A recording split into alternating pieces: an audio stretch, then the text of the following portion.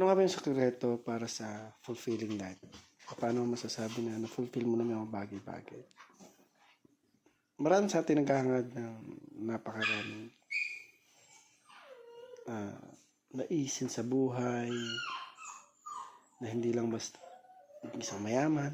Minsan, gusto nilang hangarin ko ano yung meron yung ibang tao.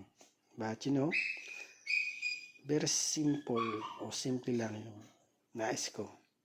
Sabi ng Lord sa Matthew 6:33, "But seek ye first the kingdom of God and His righteousness, and all these things shall be added unto you." So, naalala ko na, sabi ko, ano nga ba yung mga bagay na kailangan kong fulfill? And as a followers of Jesus, napaka-linaw na sinabi ng Lord. Sabi doon, isik mo lang yung kingdom ng ating Panginoon at anong bagay na gusto mong hangarin ibibigay niya.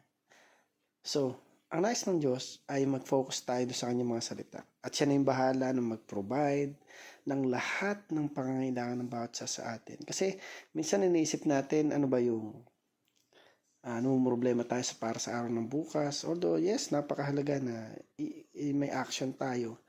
Pero napakalinaw na sabi ng Lord dito na sa lahat ng ginagawa natin, kailangan natin i-consider yung pag-ibig ng Diyos sa atin. Kung paano niya tayo binigyan ng kaligtasan, ganun din naman, unahin natin siya at ang lahat ng bagay na gusto natin mangyari. Sabi doon, everything will follow. So kapag sinunod natin ang ating Panginoon, kapag nakita natin yung pag-ibig ng Diyos, sabi doon, sundin natin yung nais ng ating Diyos. Alamin natin ano ba yung mga nais ng Diyos sa buhay ng bawat isa sa atin at makikita natin kung papaano na ang Diyos ay talagang nagmamahal, umiibig sa buhay ng bawat isa sa atin. So sa lahat ng ginagawa natin, lagi nating unahin yung ating Panginoon. Kasi sabi nga doon, hindi na natin kailangan problemahin pa yung bukas. Ang Lord yung bahala na mag-provide sa iyo. Once na makita niya yung heart mo, once na makita sa atin ng Panginoon kung paano tayo lumaka doon sa mga bagay na gusto nating mangyari, ibibigay at ibibigay ng Lord. So, magtiwala lang tayo sa Kanya, sumunod lang tayo sa naisin niya, gawin lang natin yung para sa kalooban niya. And God will take us away doon sa mga bagay na hindi nararapat para sa Kanya.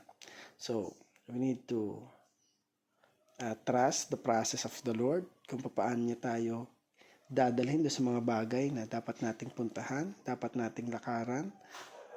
Magtiwala tayo na kapag siya yung inuna natin, hindi tayo mapapahiya, hindi tayo pababayaan ng Lord, bagkus yung blessings ng Lord ay mag-uumapaw sa buhay ng bawat isa sa atin.